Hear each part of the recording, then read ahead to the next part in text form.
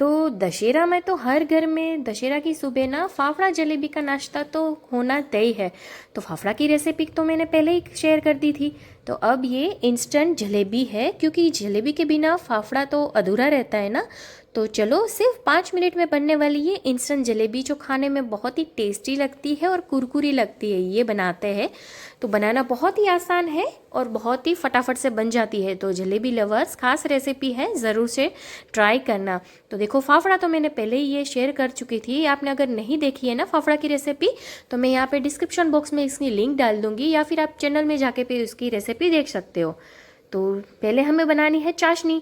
तो चाशनी के लिए मैंने ना ऐसा एक सॉस पैन जैसा ले लिया है। कभी भी आपको जलेबी के लिए चाशनी बनानी हो ना, तो ऐसा जो गहरा बर्तन हो ना, उसी का इस्तेमाल करें। तो चाशनी अच्छे से उबलती भी है और जलेबी भी अच्छे से डूब जाती है। तो चाशनी के लिए यहाँ पे 2 कप चीनी ले ली है और 1 कप पानी ले लिया है, जो एक परफेक्ट मेजरमेंट है जलेबी के लिए। टेस्ट के लिए हम यहाँ पे डाल रहे हैं केसर, क्योंकि हम बनाने वाले हैं केसर जलेबी।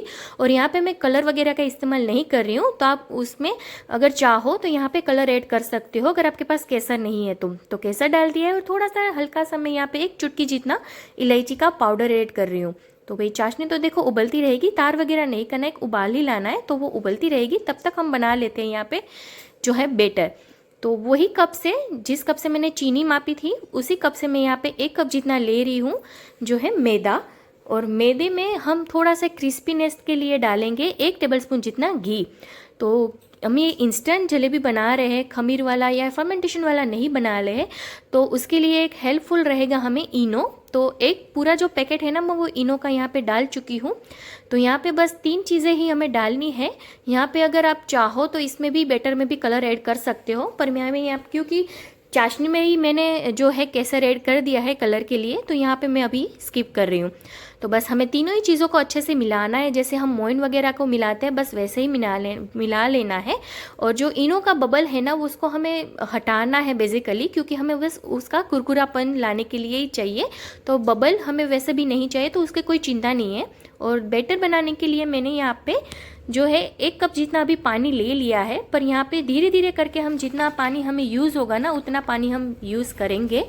तो बैटर बेसिकली ना थोड़ा सा जो रिबन कंसिस्टेंसी होती है ना, जैसे हम ऊपर से पोर करते हैं तो हमें रिबन जैसा हमें फील होता है। तो मैंने यहाँ पे ना जितना पानी यूज़ किया ना, वो 3/4 कप जितना मेरा पानी यूज़ हो चुका है यहाँ पे।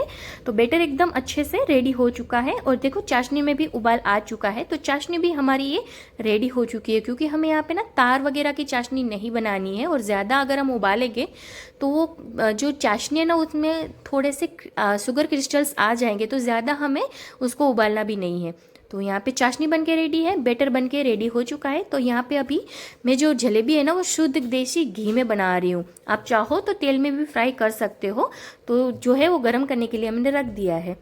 तो अब ना यहाँ पे क्या करना है, हम इसको पाइपिंग बैग में भर रहे हैं। क्योंकि मेरे पास ये अवेलेबल था, तो मैं यहाँ पे ये पाइपिंग बैग का ही इस्तेमाल कर रही हूँ। आप चाहो तो दूध की थैली हो गई, या फिर आपके पास अगर सॉस की बॉटल है ना, जो प्लास्टिक वाली रहती है, उसका भी इस्तेमाल कर सकते हो।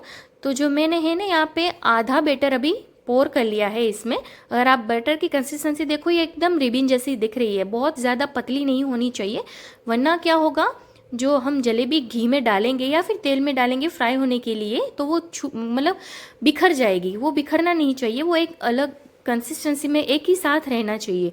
तो पाइपिंग बैग में हो के रेडी हो चुका है। अब देखो मैं जलेबी कैसे बना रही हूँ।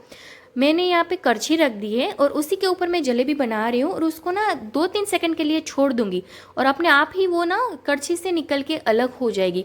तो जो बिगनर्स है ना, उसके लिए वो थोड़ा सा मुश्किल रहता है कि डायरेक्ट ही वो घी में या तेल में फ्राई करे, तो उसका शेप अच्छे से नहीं आता। पर अगर आप यहाँ पे करछी में रख के फ्राई मतलब बनाओगे ना, तो एकदम परफेक्ट गोल बन के तैयार होगी, वो भी बिना बिखरे हुए। कभी कभी क्या रहता है ना, जलेबी हम फ्राई करने के लिए डालते हैं ना, तो बेटर यहाँ वहाँ बिखरने लगता है, तो जलेबी का शेप ना अच्छे से नहीं आ पाता। तो यहाँ पे देखो कितना अच्छे से शेप आया है ना, बिल्कुल परफेक्ट जलेबी वाला। और यहाँ पे अगर हम जलेबी का बैटर डालते हैं ना घी में या तेल में, तो थोड़ा सा फ्लेम हाई रखना है, और जैसे हम छोड़ देंगे पकने के लिए, तब उसका फ्लेम जो है ना वो मीडियम कर देना है। मतलब डालते हुए हमें हाई रखना है, और पकते टाइम हमें उसका फ्लेम जो है वो मीडियम कर लेना है। तो 2 से 3 मिनट में वो फ्राई हो जाएगी, और तुरंत ही हमने डाल देना है यहाँ पे चाशनी में। और चाशनी में डालते ही उसको ना हमें बहुत ज़्यादा देर के लिए नहीं रखना है, बस आगे मतलब दोनों साइड मिलाकर हमें 5 से 6 सेकंड के लिए ही बस उसको ना डुबा कर रखना है, क्योंकि चाशनी का काम जो है ना वो 5 से 6 सेकंड में ही हो जाता है जलेबी में। बहुत ज़्यादा देर रखने की ज़रूरत नहीं है, तभी हमारी जो जलेबी है ना वो कुरकुरे बन के रेडी होगी और जो है वो रस भरी भी हो जाएगी। ऐसा बिल्कुल नहीं होगा कि भाई आप ज़्यादा देर तक रखोगे तो उसमें ज़्यादा चाशनी जाएगी, वो वैसा बिल्कुल नहीं है। उसका काम बस 5 सेकंड का रहता है, तो 5 सेकंड में ही वो बन के रेडी हो जाएगी। तो यहाँ पे देखो मैं दूसरा बैच भी बना रही हूँ। सेम मेथड से आप ट्राई कर सकते हो घर पर। तो ये बहुत ही आसान तरीका है, अगर कोई भी फर्स्ट टाइम भी बना रहा है ना तो उसके लिए भी बहुत ही हेल्पफुल है कि आप ये एक बार ना कड़छी में बना कर देखो।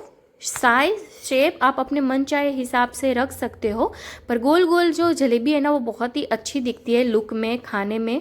तो यहाँ पे जलेबी है मैं 1 बाय 1 करके फ्राई करती जा रही हूँ। और अगर आपको मेरी रेसिपीज़ अच्छी लगती है ना तो मेरी वीडियोस को लाइक कर दीजिए और चैनल को अगर जिन लोगों ने सब्सक्राइब नहीं किया है ना वो भी सब्सक्राइब कर।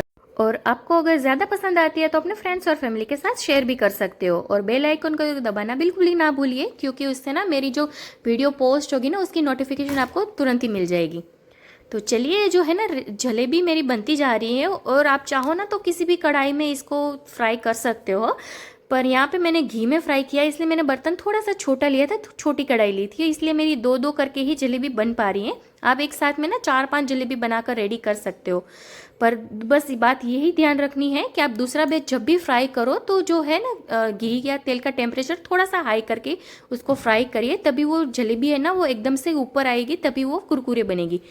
तो जलेबी बनके बिल्कुल भी रेडी हो चुकी है, एकदम अच्छे से गोल गोल रस भरी चाशनी में डूबी हुई। कलर भी देखो केसर की वजह से कितना प्यारा आ चुका है, और 5 मिनट में बनके रेडी हो चुकी है ये। ना इसको रेस्ट देने की ज़रूरत है, ना फर्मेंटेशन की ज़रूरत है, और चाशनी में भी हमें बस 5 से 6 सेकंड के लिए ही रखना होता है। तो जलेबी हो चुकी है रेडी। ऊपर से आप देखो बहुत ही अच्छी लगती है ना। तो यहाँ पे बस थोड़ा सा मैं बादाम की फ्लेक्स डाल रही हूँ, थोड़ा सा मैं यहाँ पे जो है ना सूखा रोज़ पेटल्स है ना उसको मैं डाल रही हूँ। आप चाहो तो ऐसे ही खा सकते हो, पिस्ता से भी गार्निश कर सकते हो।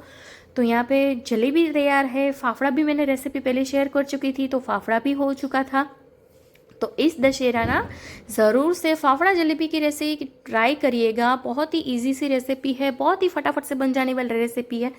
और दशहरा हो और गर्मा गर्म फाफड़ा जलेबी ना होना तो मज़ा ही नहीं आता है। तो ये तो बनता ही बनता है ना।